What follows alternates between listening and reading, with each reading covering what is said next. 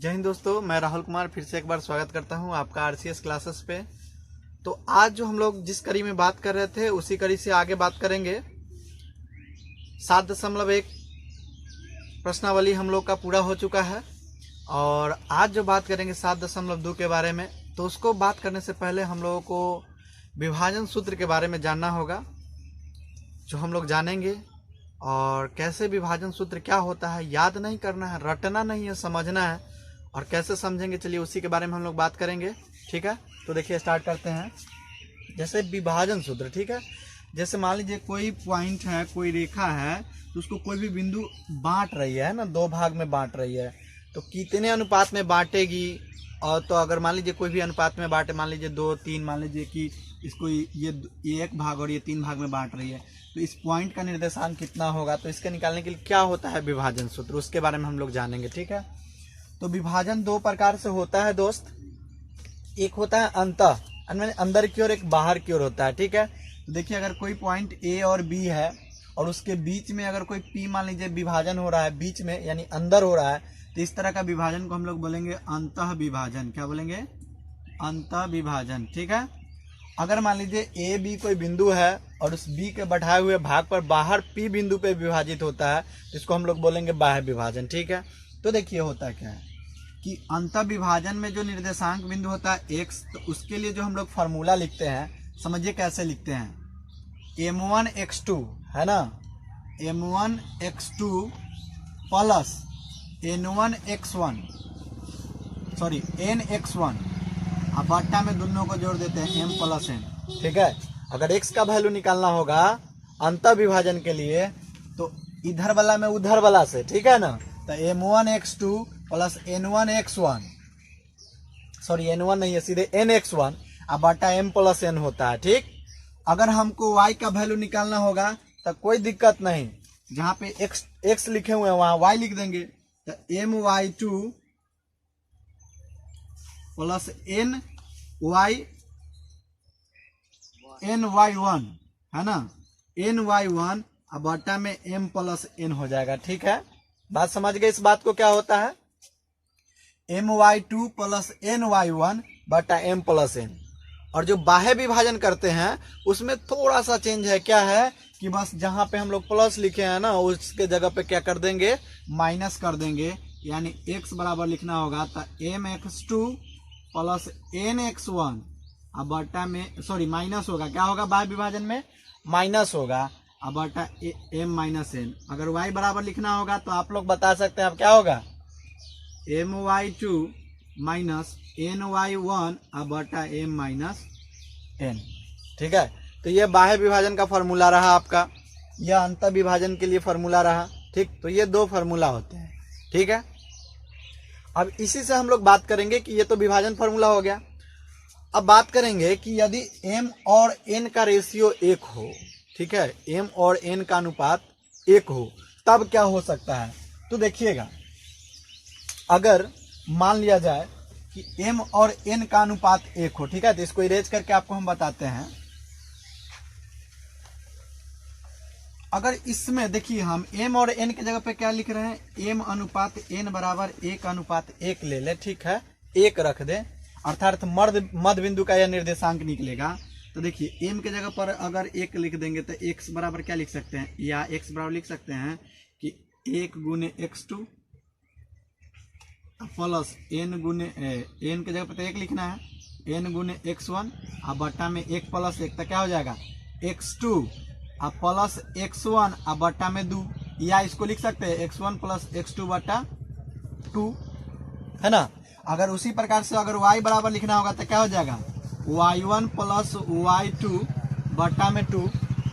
तो इसको भी ध्यान में रखना है कि अगर हमको कहेगा कि मध्य बिंदु, जैसे दो को कोई पॉइंट दे देगा, ठीक है, और एक दोनों अनुपात 1:1 में बांट रहा है, माने ये भी रेशियो 1 में है, ये भी 1 में है, यानी कि दोनों बराबर है, यानी यह मध्य बिंदु में होगा, बीचों बीच है, इधर भी 1 के है, इधर भी 1 है, यानी कि ये जो बीच वाला पॉइंट होगा मध्य बिंदु होगा।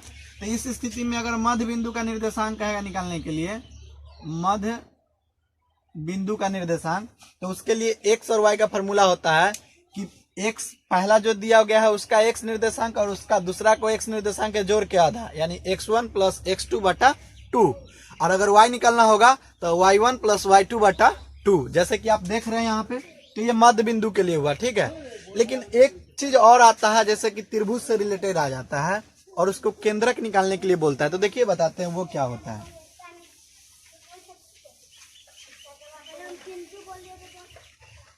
जैसे एक त्रिभुज दे देगा आपको, ये जो बता रहे हैं 2011 के क्वेश्चन में डायरेक्ट पूछ दिया गया है कि आप बताइए कि विभाजन सूत्र क्या होता है। डायरेक्ट रूप से विभाजन सूत्र ही पूछा हुआ है, तो इसको आपको ध्यान में रखिएगा। और अभी तो ऑब्जेक्टिव ही चलता है 50 को, तो ये सब फार्मूला चाहे छोटा छोटा क्वेश्चन बहुत मदद करता है। तो जैसे मान लीजिए त्रिभुज आपका दे देगा ए बी सी, ठीक है। तीनों का निर्देशांक मान लीजिए x1 y1 दे दिया, ठीक है। b का दे दिएगा x2 y2, c का x3 y3, ठीक है। अब मान लीजिए कि b शीर्ष से जो मिलाएंगे लाइन को, फिर हम लोग क्या करेंगे, c शीर्ष से मिलाएंगे लाइन को, ठीक है। c शीर्ष से मिलाएंगे और फिर क्या करेंगे हम लोग, a शीर्ष से मिलाएंगे। तो तीनों को मिलाने के बाद जिस बिंदु पर जो मिलता है, जिस बिंदु तीनों एक बिंदु पर कटता है, इसे हम लोग कहते हैं केंद्रक। क्या कहते हैं, केंद्रक। जनरली इसे जी से सूचित करते हैं, ठीक है। तो अगर मान लीजिए इसका निर्देशांक एक्स वाई हो, एक्स कॉमा वाई हो, तो जब यह तीनों वैल्यू दिया रहेगा, ठीक ना, और इस त्रिभुज का केंद्रक निकालने के लिए बोलेगा, यानी एक्स और वाई का वैल्यू, तो उस स्थिति में एक्स बराबर क्या होता है जानते हैं, x1 plus x2 plus x3, यानी तीनों एकरा एकरा एकरा तीनों के x निर्देशांक को जोड़ के या 3 से भाग कर देंगे, ठीक।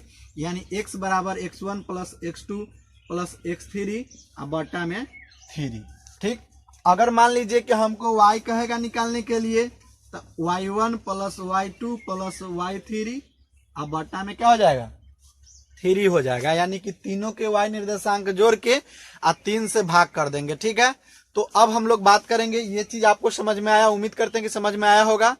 अगर यह वीडियो आपको अच्छा लगता है तो दोस्तों को शेयर कीजिएगा, चैनल को सब्सक्राइब कीजिएगा। अब हम लोग बात करेंगे इससे रिलेटेड कुछ क्वेश्चन का, कि इससे रिलेटेड क्वेश्चन कैसे बनता है, ठीक है। तो बात करेंगे प्रश्नावली 7.2 का प्रश्न संख्या 1 का। तो प्रश्न क्या कहता है, दो बिंदु दे रखा है, कहता है कि उस बिंदु का निर्देशांक ज्ञात कीजिए जो बिंदु -1,7 और 4,-3 को मिलाने वाली रेखा खंड को 2:3 में विभाजित करती है। तो दोस्त देखिए, यहाँ पे पहला बिंदु दे रखा है, ये दूसरा बिंदु ये दे रखा है, और दोनों को मिलाने वाली रेखा को हम लोग मान लें कि P है। इस P बिंदु को दोनों को कितने अनुपात में बांट रही है, ये 2 और 3 के अनुपात में, ठीक है। तो इसका निर्देशांक ज्ञात करना है, यानी XY का वैल्यू। तो 2:3 क्या हो जाएगा, M और N का रेशियो हो जाएगा, यानी M का वैल्यू क्या हो जाएगा 2, N का वैल्यू क्या हो जाएगा 3।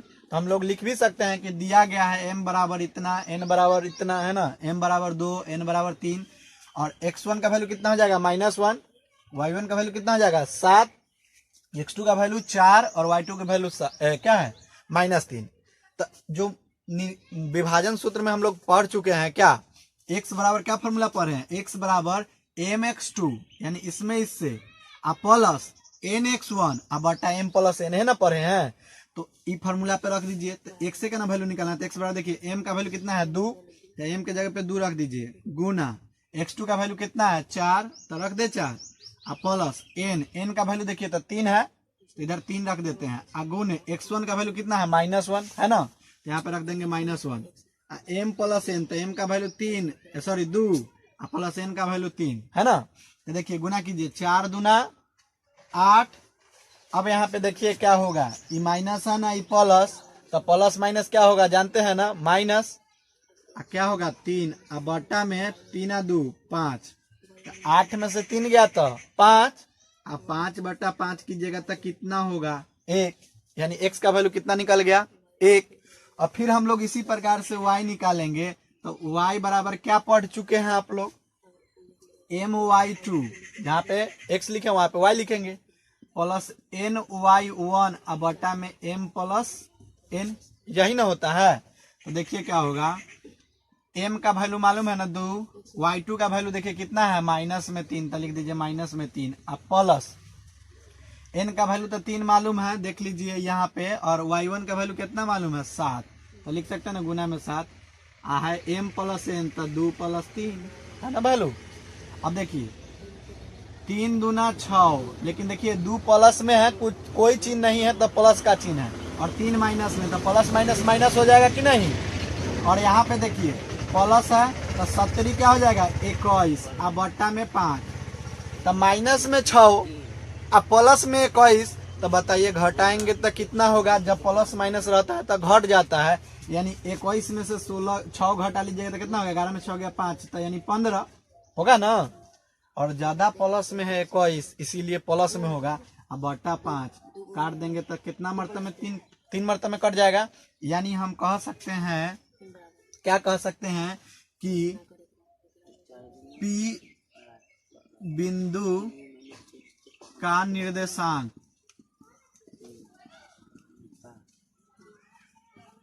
अतः, है ना, अतः P बिंदु का निर्देशांक बराबर क्या लिख सकते हैं, x, y, और इसका वैल्यू क्या है, x का 1 और y का वैल्यू 3। यही मेरा आंसर हो जाएगा। तो इस तरह के क्वेश्चन हमेशा पूछा जाता है, ठीक है। फिर हम लोग बात करेंगे अगले प्रश्न की। अब दोस्त बात करेंगे 2 नंबर प्रश्न की, ठीक है। और 2 नंबर प्रश्न क्या है आपका, पहले सुन लीजिए। 2 नंबर प्रश्न में आपका अनुपात नहीं दे रखा है, लेकिन अनुपात अपने आप निकल जाएगा। देखिए क्या कहता है।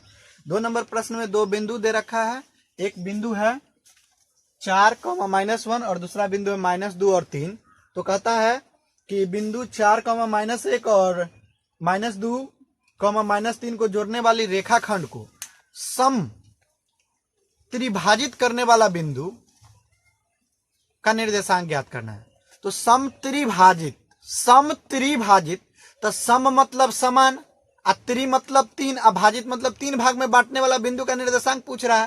तो दोस्त मान लेते हैं कि यह ए बी बिंदु है, इसको 3 भाग में, 1 2 3 भाग में डिवाइड कर रहा है, 1 भागी 2 भागी या तीसरा भाग या।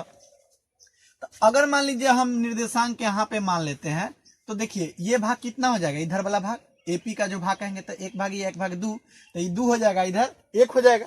चाहे हो सकता है हम यहाँ भी मान सकते थे, ठीक है। अगर मान लीजिए यहाँ पे मान लेंगे तो ये क्या हो जाएगा, ये 2 हो जाएगा, 1 हो जाएगा।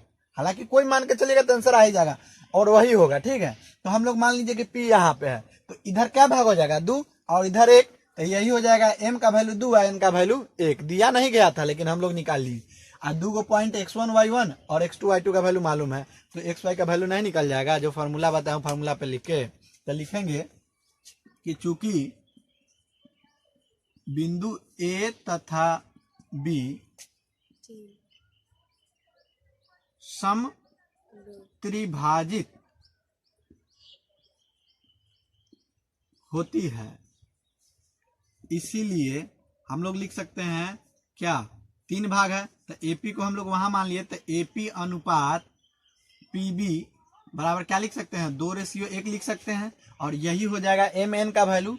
अतः एम बराबर 2 और एन बराबर 1 लिख सकते हैं। अब एम एन का वैल्यू मालूम है, और इसमें x1 यहाँ पे नीचे भी अपना मन से लिख सकते हैं कि x1 बराबर 4, y1 बराबर -1, कमा देके लिखिए x2 बराबर -2 और y2 बराबर -3। अब बोल रहा है कि निर्देशांक निकालने के लिए, तो फार्मूला लगाएंगे, आराम से इजीली निकाल लेंगे। तो फार्मूला क्या होता है बताइए, फार्मूला होता है x बराबर, बताइए तो तनी, mx2 है ना, ये m मान लीजिए, तो mx2 इधर वाला में उधर वाला से, अब प्लस n अगर लीजिएगा कहाँ गया n, इधर, तो इधर वाला में ना, इधर वाला से इधर वाला में, तो nx1, अब बट्टा में दोनों को जोड़ दीजिए m प्लस n।